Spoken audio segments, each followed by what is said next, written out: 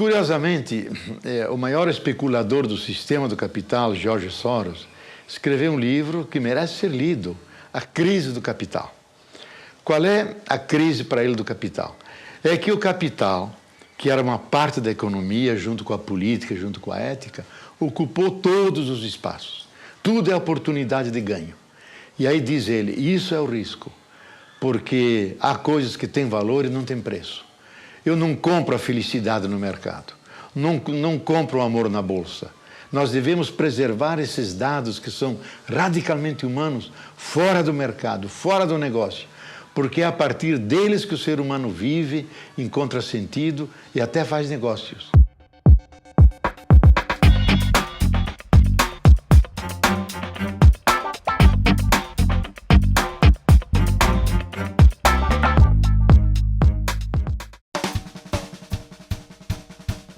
Os anos 60 e 70 são anos de rebeldia.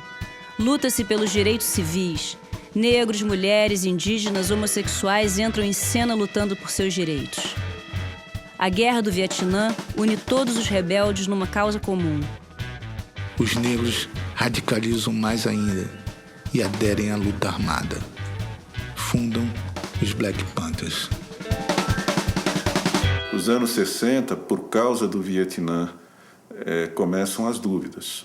E a sociedade americana entra naquele turbulinho que foram os anos 60 e 70. Eu acho que o Vietnã e o Watergate, logo em seguida, nos anos 70, dão uma virada realmente na confiança, na autoconfiança americana. The 60s were a very important period. There was, first of all, the Civil Rights Movement, which was a very courageous and honorable movement, mostly of young black students, joined later by some white students, later public figures. And they managed to overcome a really vicious system of racism in the southern United States. Now, when they tried to extend that attack on racism to the rest of the country, that was not allowed. So racism in the South, yes, we'll get rid of that. It's ugly and bad for our reputation and so on. But racism in the rest of the country becomes a class issue, and that's much harder to deal with, and then they were stopped. In fact, Martin Luther King was assassinated, and not when he was protesting about the South, but when he was trying to organize a national movement of the poor. He was moving to class issues, and that's when he was assassinated. When he was talking about racism in the South, it wasn't easy, but he had a fair amount of elite support. A minha vida era eu julgava, pelo menos, que fosse uma vida tola e oca, vazia, até o momento em que eu botei um LP, e nesse LP o Bob Dylan, como um profeta com a garganta repleta de trovões, começou a urrar like a Rolling Stone.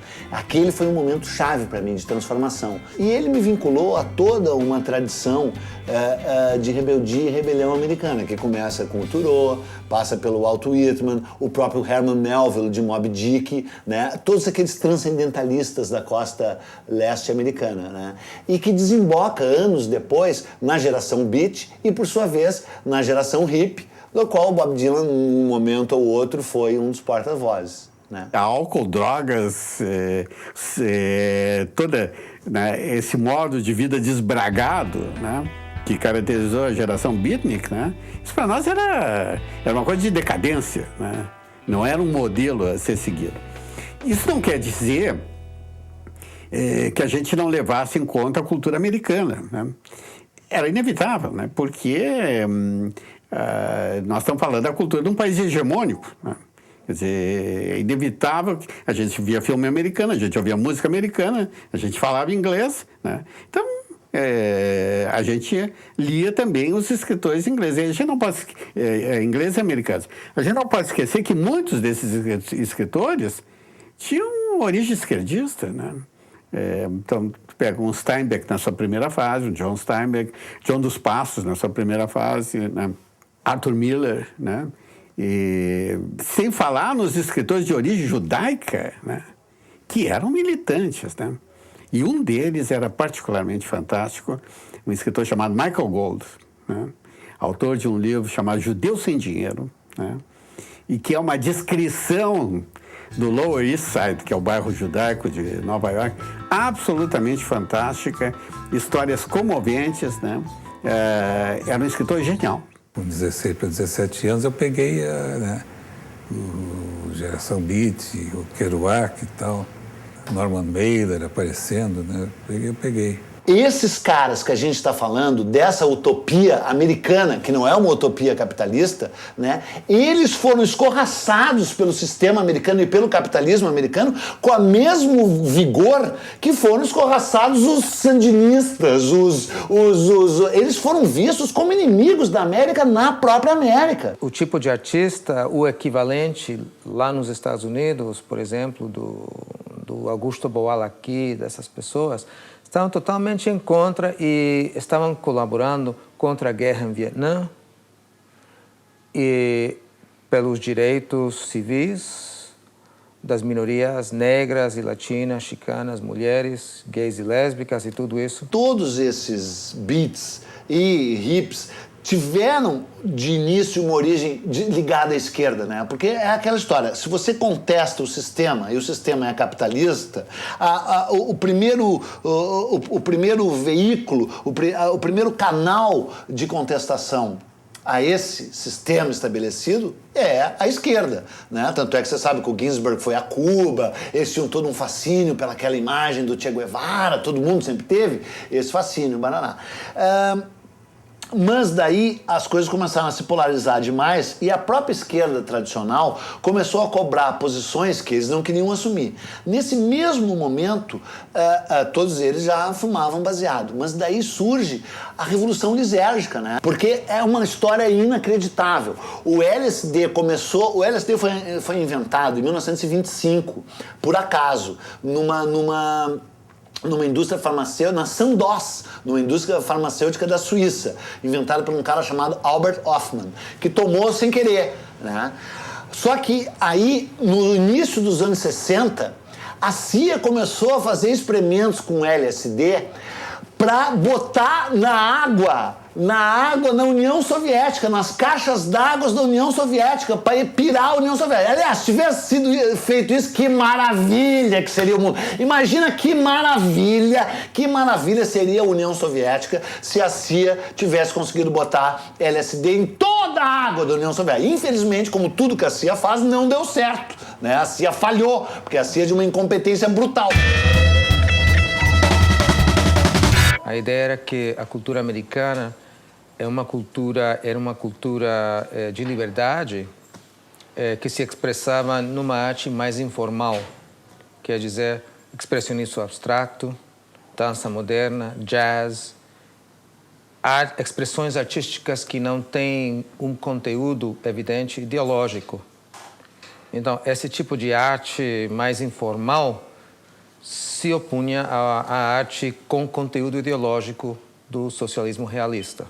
Das instituições que colaboraram com o Estado norte-americano, por exemplo, o Museu MoMA, o Museu Whitney, as fundações Ford e Rockefeller, todas estavam canalizando grana da CIA para financiar revistas ao redor do mundo, revistas que queriam cultivar relações com a esquerda não stalinista para combater a União Soviética. Mas naquele tempo, se você comprava uma calça ali, era como uma afirmação de você ser moderno, de você ser atual, de você ser contemporâneo, de você ser livre. Essa identificação de valores ideológicos com produtos de consumo, com bens de consumo culturais, é que eu acho que é um dos segredos, um dos motivos por que a cultura americana se espalhou tanto ao longo do século XX, né? Alguns princípios éticos, principalmente políticos, eu acho que foram difundidos com a cultura de massa. Questão de liberdade de expressão, cada homem um voto, né? Eu acho que isso foi, de fato, bastante difundido. Você vai num protesto contra os Estados Unidos, as pessoas estão protestando, mas estão usando camiseta Nike, estão usando calça jeans, né? Embora estejam protestando contra o comportamento dos Estados Unidos. For most people, the principal source of images is television. That's the image machine. Well, it's images and words, of course, many words. The continual flow of images, mixing images of every kind, of every seriousness, of every frivolity, commercial images, advertising images, serious images, tends to devalue the special images which one might, pay attention to. And what TV is telling us, unlike movies, is don't worry, if this is boring, something else is coming very soon. Or change the channel, you'll find something that interests you more. To have any kind of intensity of relationship to anything, to a person, to words, to images, it has to have some frame or border. And the TV experience is telling us something very different, which is everything is on a loop, everything is continuous, there's always another channel, there's always another image, there's always another story. It turns everything into a kind of consumer relationship. Outra coisa também interessante, né, da cultura de consumo americana, porque até a crítica à cultura de consumo acaba virando consumo também e reforça a cultura de consumo. Essa retroalimentação até daquilo que em princípio pretende ser crítico e até destrutivo, né? Havia um momento em que a contracultura era tão forte que parecia que ia destruir a cultura americana. No entanto, ela fortaleceu. Tem a vertente perseguidora, religiosa, Pilgrim, quem desiste lá, aquela direita evangélica lá dos Estados Unidos é uma coisa completamente perturbadora. E uma outra vertente, essa vertente libertária. São caras que cantam a liberdade, uma liberdade que a América nunca teve plenamente.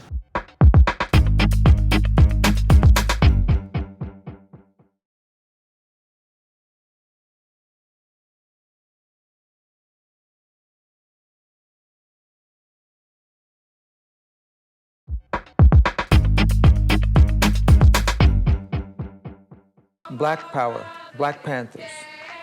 Eles queriam acabar com o Estado. O Estado matou ou cooptou.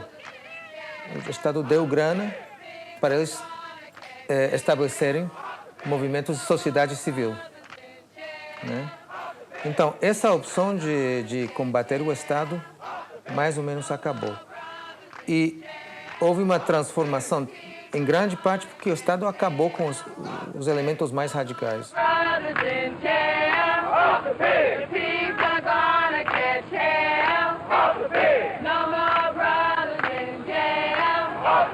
All power to the people. Free Huey. This is the most beautiful demonstration and gathering of black and white and revolutionary people the Black Panther Party has ever had the honor to preside at.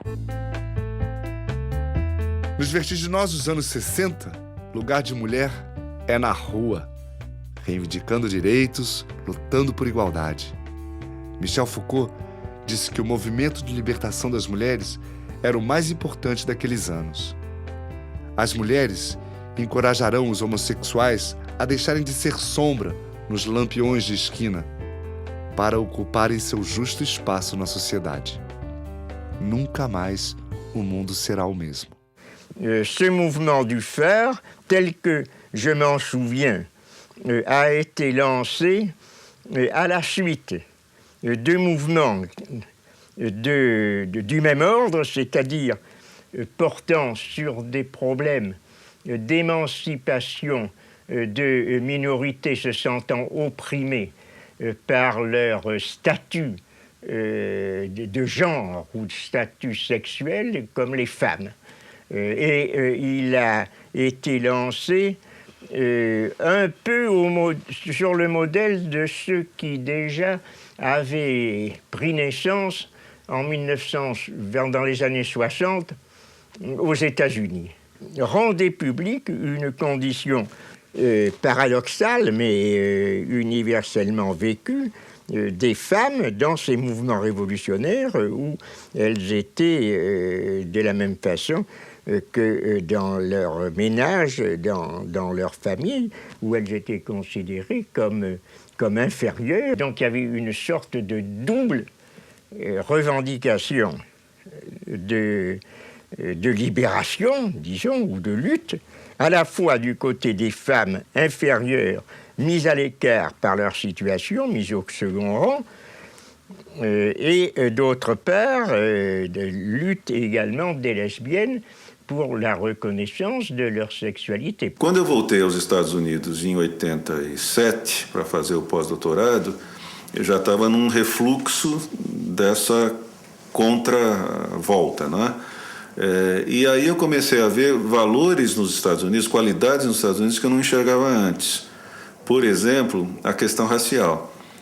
A essa altura eu já tinha visitado bastante alguns países da África e eu percebi que em nenhum lugar do mundo os negros viviam melhor do que nos Estados Unidos, contraditoriamente, apesar do racismo ainda nos anos 80 ser uma coisa forte, como ainda é hoje nos Estados Unidos.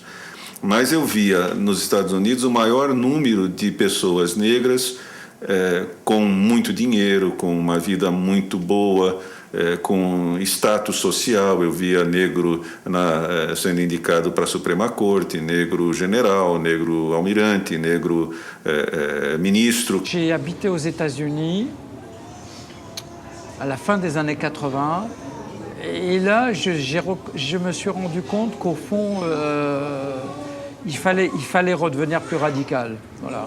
Et je veux dire, à New York, on voyait bien qu'il y avait des SDF partout à cette époque-là, à New York, dans la rue, des milliers de gens.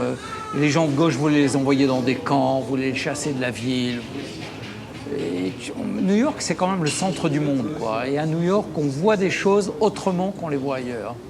Et donc, et en plus, je travaillais dans l'édition, et l'édition américaine est très d'extrême gauche, très à gauche. Et du coup, je suis reparti, je me suis re-radicalisé à partir de New York. Et donc, après, j'ai fait les mouvements de lutte contre le chômage en France. On a fait la première marche contre le chômage en France avec Aguiton en 94. J'ai aidé le DAL dans l'occupation du Dragon en 95. J'étais à Seattle en 99. J'ai participé à l'organisation à Gênes avec Aguiton ça devait être en 2000 ou en 2001, j'ai oublié.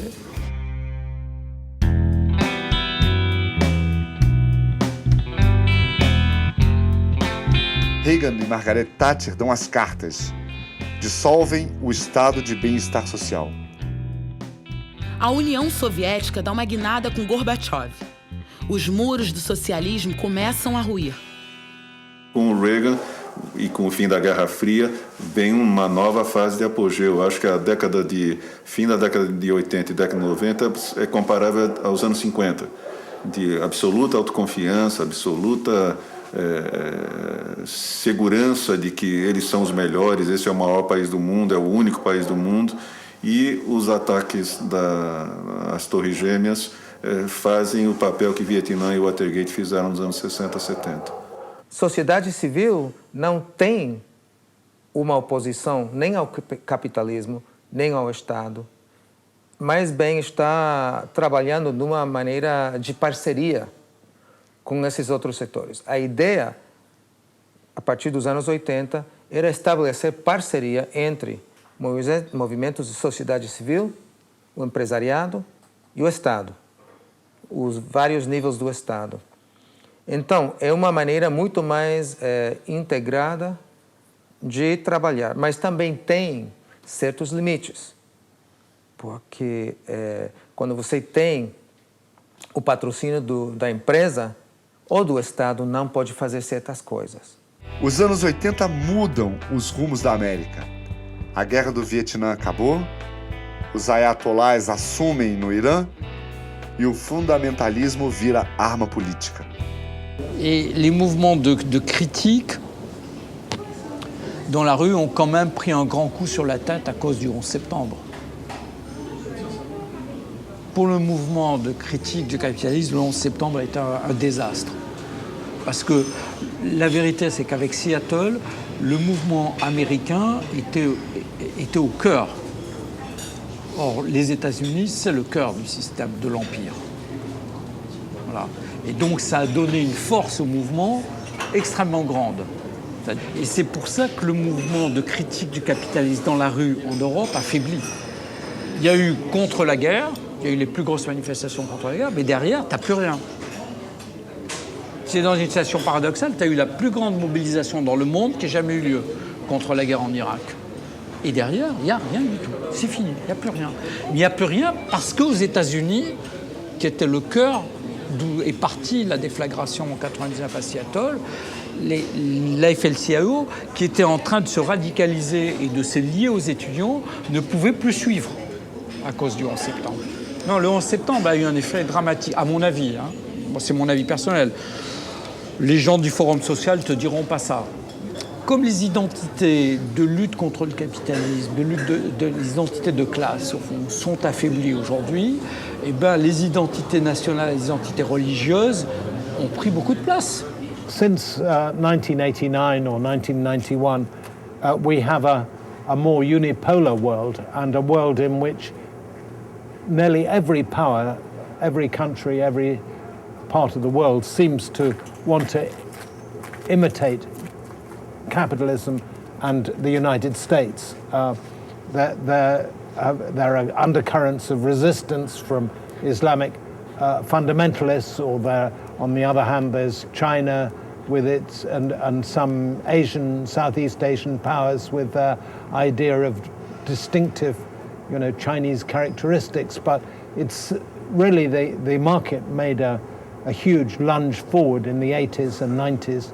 And this turned into a sort of capitalist utopia. But I don't particularly like the American way of life as a universal way of life either. But right now, I think we're in a moment where people are almost in a state of shock that the two alternatives that they're being offered are religious fundamentalism of this crazy kind, like in radical Islam, on the one hand, or the American way of life, run by George Bush on the other. A vitória capitalista criou a ilusão em alguns do fim da história. A história não acabou. Resistiu ao neoliberalismo e à era Bush. Your whole life, you make yourself like a little business. When you acquire a family, you buy a house with a mortgage. When you grow old, you have a private pension, again secured by ownership of securities. So you get the process of securitization, financialization, and a multiplication of financial products. And eventually, as we know, this led to the subprime, to begin with, a bubble, and then a huge imbalance in trade between China, which still produce real products, and the United States and the West, which increasingly produce only financial products. Depois de um governo catastrófico, os Estados Unidos se reencontram com seu destino liberal e elegem pela primeira vez um presidente negro. Eu sou americanófilo mesmo, cara, de verdade. E com muito orgulho, porque eu tenho certeza que eu tô na vertente correta, na vertente autêntica de uma América genuína que se sonhou grandiosa, libertária, individualista. E que agora começa a renascer, porque é cíclico, né? Com o Obama, né? Esse fascínio que o Obama, claro, que é um fascínio que tem um lado marqueteiro, é um fascínio que tem um lado da própria visage dele, né? Da fachada. Mas é genuíno. O antídoto e o veneno. Quando tudo era esperança, os Estados Unidos anunciam bases militares na Colômbia. Ressuscitam uma velha e quase esquecida palavra de ordem no continente. Yankees go home.